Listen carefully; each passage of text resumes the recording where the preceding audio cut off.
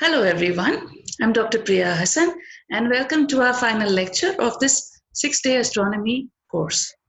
Today we'll be talking about eyes to the skies, which is like you'd guess, obviously telescopes.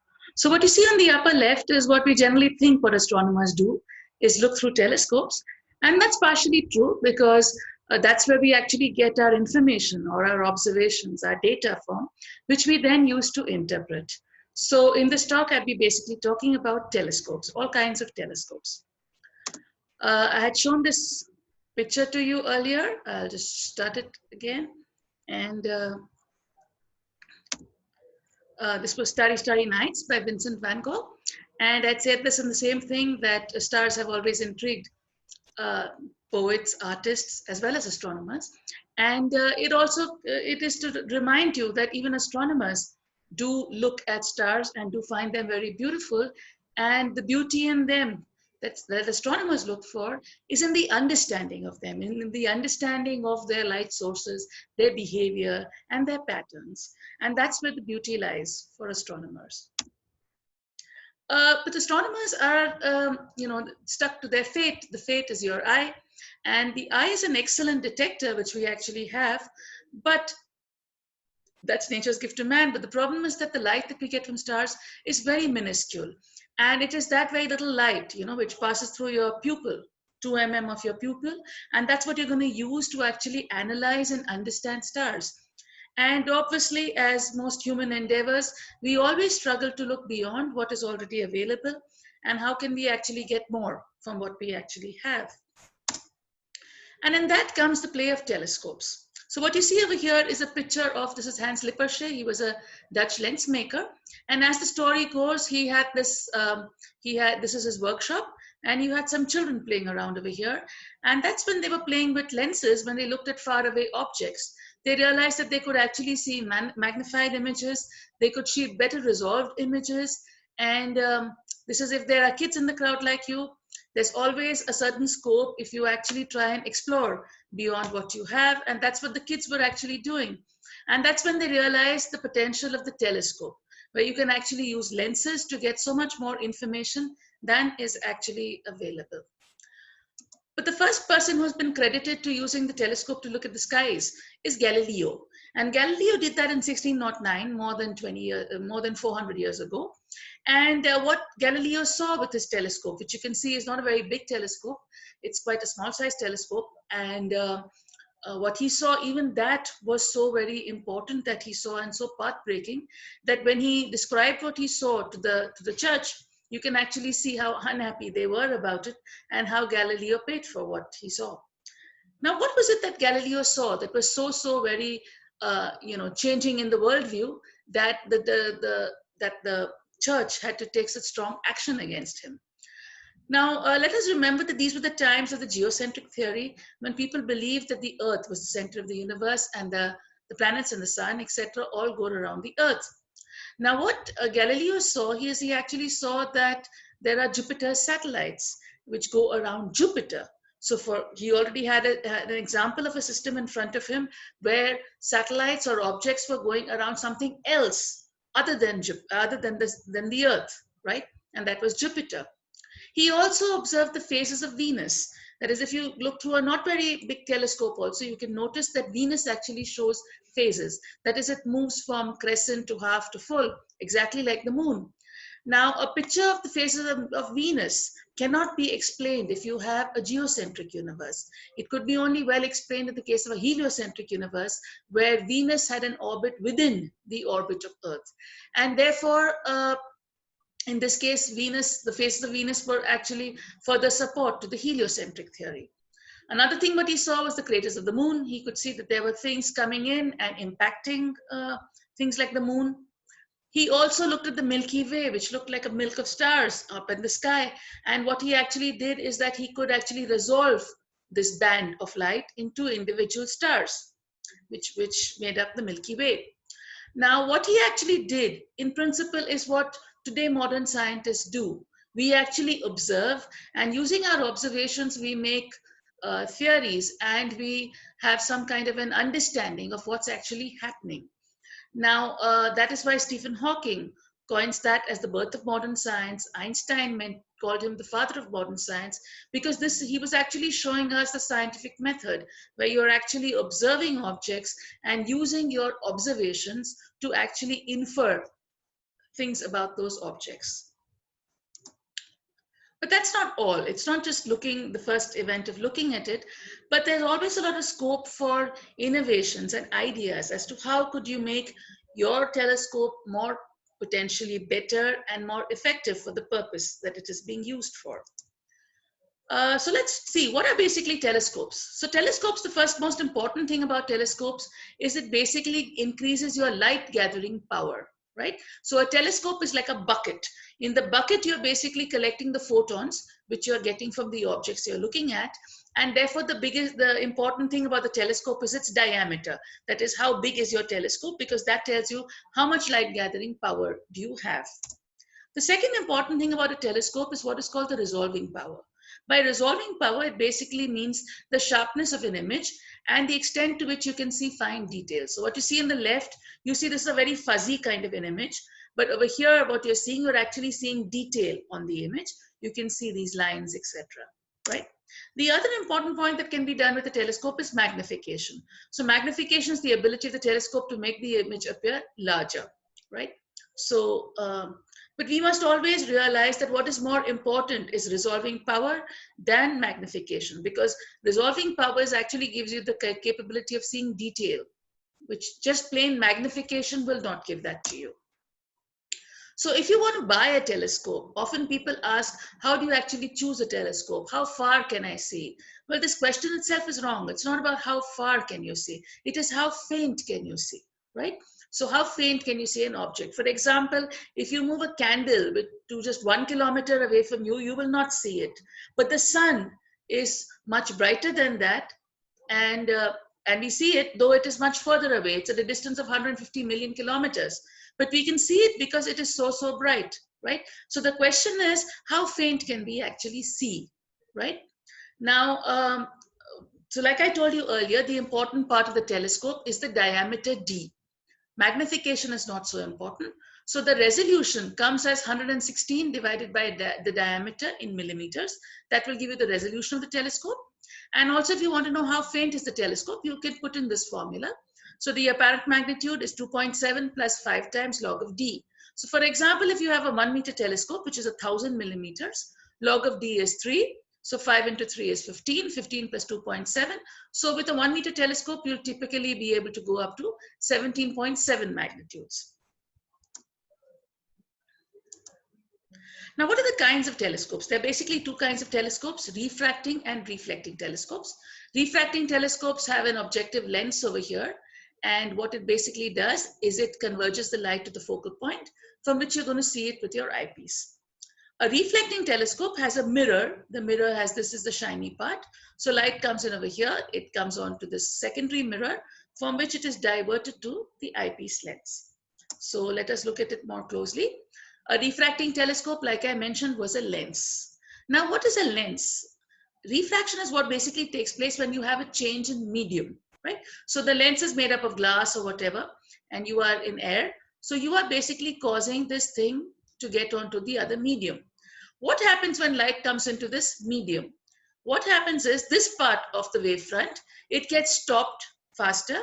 And we know that because it gets into the medium, it becomes slow, right? It becomes slow.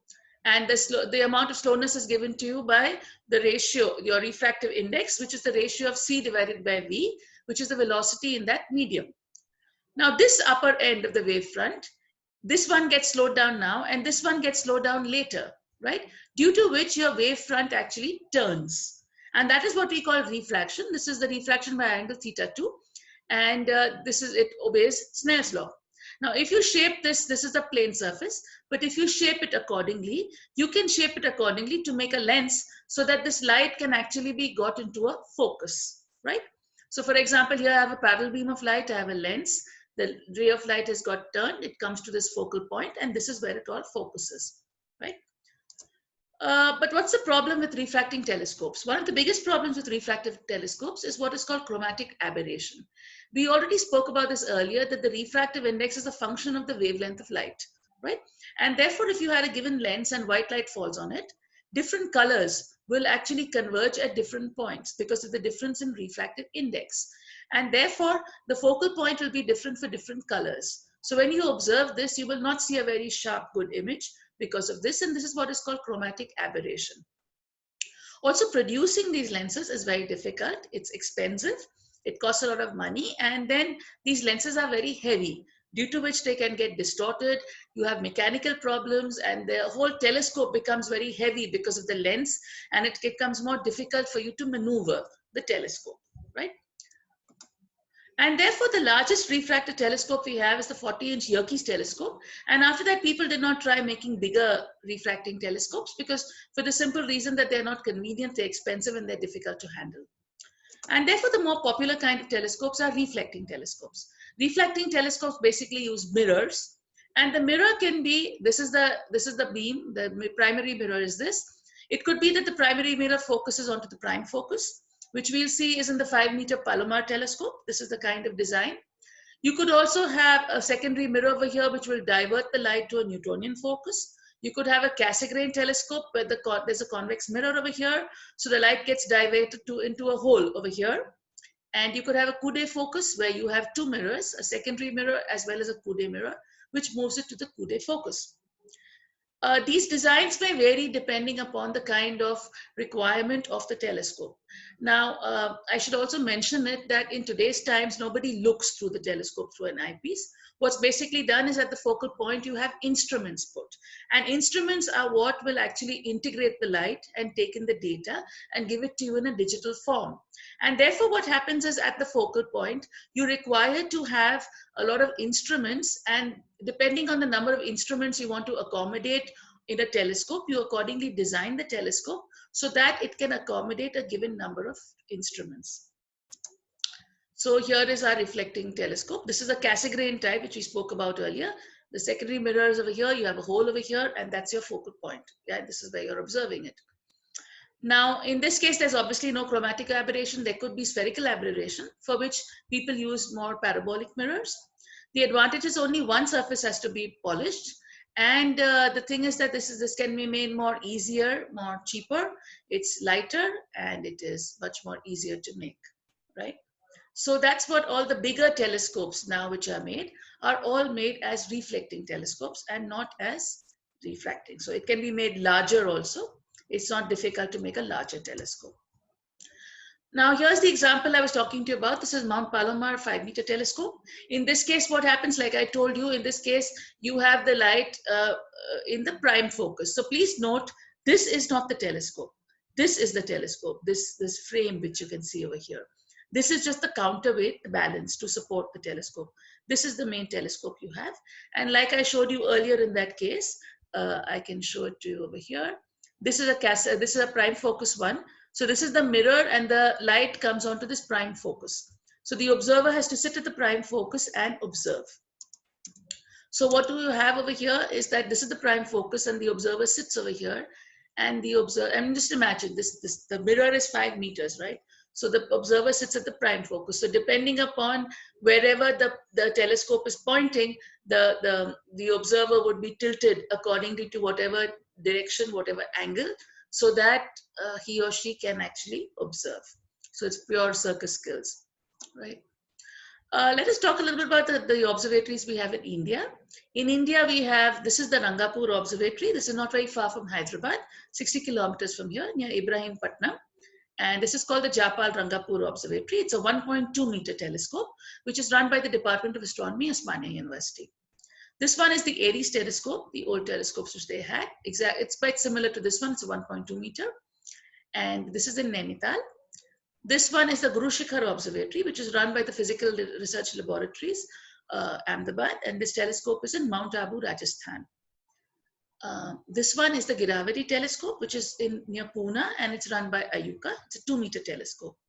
This one is also a 2 meter telescope, which is in Ladakh, which is this is called the HCT, the Himalayan Chandra telescope.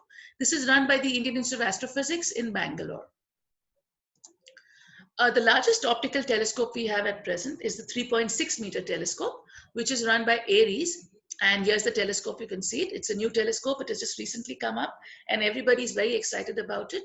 This has been done with Belgian collaboration. And you can see this is the design, there's the dome, etc. A lot of planning goes on to how to plan the dome so that the wind direction can be adjusted, because temperature differences, etc., can actually distort the kind of vision you will get with telescopes. So we're not going to talk about that today, but obviously the quality of the sky is very important with whatever observations you do with telescopes. It has various instruments on this. We won't talk about it. They're typically imagers and spectrographs, etc., which are there on the telescope. The other telescope that India is very, very proud about is called the Giant Meter Radio Telescope. This basically looks at the radio part of the spectrum. And this is actually designed and built by, led by Professor Govind Swarup. This is of the NCRA, the National Center for Radio Astrophysics, which is a national center of TIFR. And basically what you have in the radio is that to get resolution on the radio, it's necessary to have a very large diameter. So in this case, this is an array telescope where you have 30 antennas, where each antenna is 45 meters across. The designing, etc., all has been done indigenously by Professor Govind Swarup using the smart antenna design, because it reduces the costs as well as the handling of the telescope. So what you actually see is that there are 30 45-meter dishes which are in a Y shape, and they together are used to what is called aperture synthesis, in the sense it actually behaves like a telescope with a much larger diameter which covers this whole area. And using this, very good kind of data is available using the GMRT. The GMRT has been widely used by astronomers all over the world, basically because it's an excellent facility and it has very good design. The other good radio telescope we have is the Ooty radio telescope. This is a telescope which has been basically used to look for pulsars. It works at 327 megahertz. And what you see is that this antenna is a parabolic antenna. And you can see that it's obviously heavy metal, and hence moving it mechanically is a very difficult job. So a very smart thing was done is that a slope was selected, which was a north-south slope. Now we know that all the stars rise in the east and set in the west. So if you want to observe a star for a long period of time, you need to track it. By track it, you mean that you move the telescope with the speed at which the star is moving, so that the star continues to be observable by the telescope. So since they chose a north-south slope, the advantage is you have to only move this antenna in one direction, okay, which is the east to west direction, because you have the north-south already fixed, right? So this is the Ooty radio telescope. Another telescope that we are looking forward to a lot is the 30-meter telescope, which is called the TMT. Now the TMT is being planned to be built in Hawaii. It is still in preparation, and there are a consortium of countries which are contributing onto it. It's the US, Canada, India, Japan, and China. And India has a 10% share in it. And the telescope will be a 30-meter telescope, which is a really huge telescope, which is made up of 492 segments. And each segment is a honeycomb kind of a structure, and each segment has a size of 1.45 meters. And together they can give you very high angular resolution and very high sensitivity. And we already have Indian teams which are actually working for developing the science cases for the telescope, as well as development of the instruments that we'll be using on the telescope. The interesting thing about TMT is that the Indian contribution is 70% kind and 30% cash. And by kind, we mean that India is building the sensors, the accentuators, the segment support assemblies, the polishing, as well as doing the software for the telescope. And therefore, it's going to be a very good learning exercise for the Indian astronomy community on actually building this instrument. There's also the SKA, the Square Kilometer Array, which is a radio telescope, again with a consortium of a very large number of countries. You can see that over here, of which India is also a member. Let us understand that in today's times, these telescopes are really very expensive, and hence it's very difficult for single countries to actually build their own instruments. And therefore, the smarter way is to make consortium of countries, and together they can get together and build their instruments.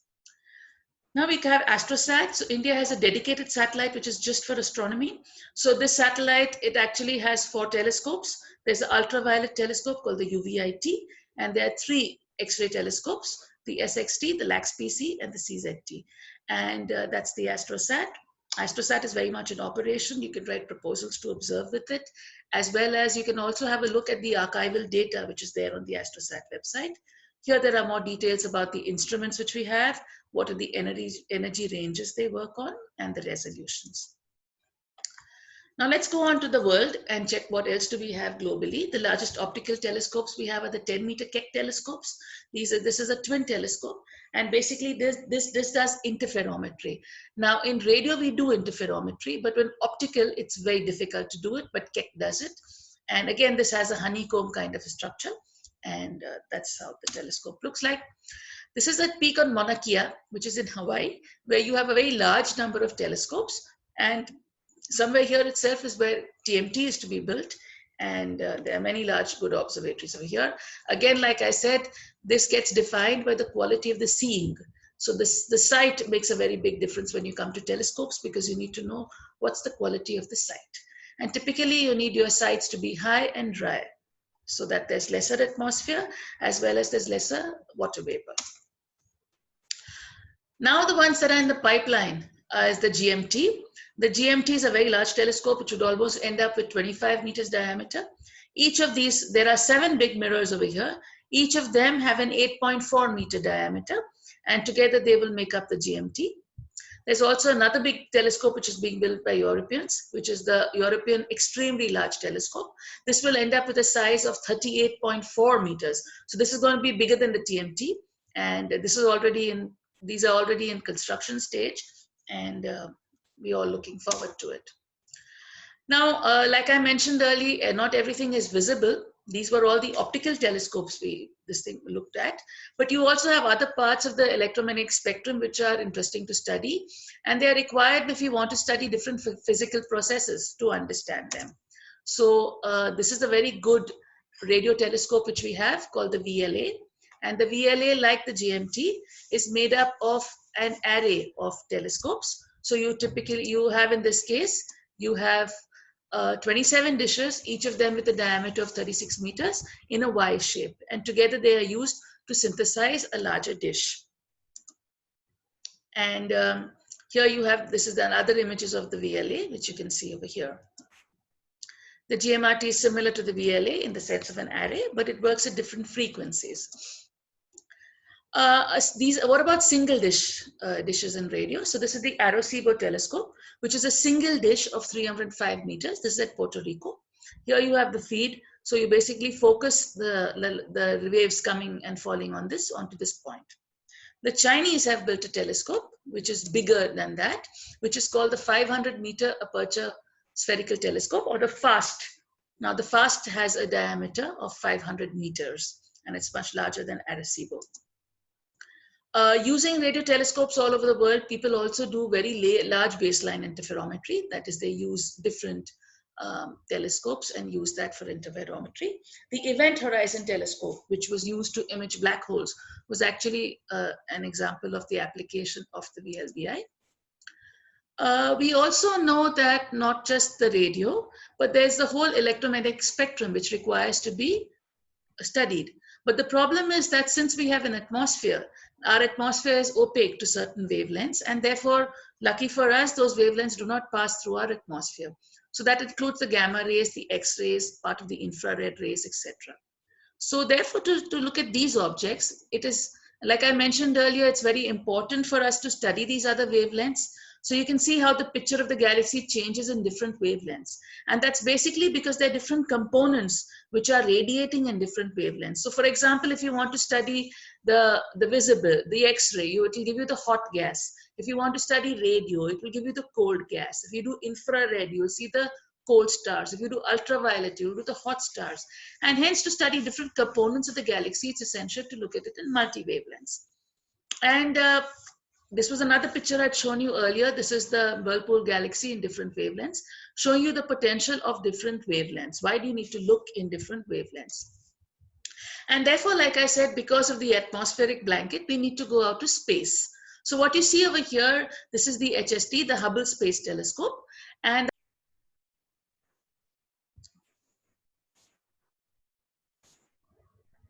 yeah, so I'm sorry for the disturbance that we had. but we were talking about the HST, the Hubble Space Telescope, and we saw that how the atmosphere, what it does is what is causing twinkling of stars. That is, because of the movement of these different layers of atmosphere, the position of the star is moving. And by going out of the atmosphere, you are basically canceling out this effect. And yeah, I'll just, so we'll just go to this and just give me a minute and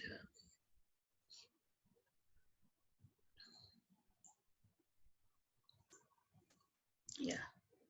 So you can see the NASA Grace observatories was the Hubble Space Telescope, the Chandra X-ray Observatory.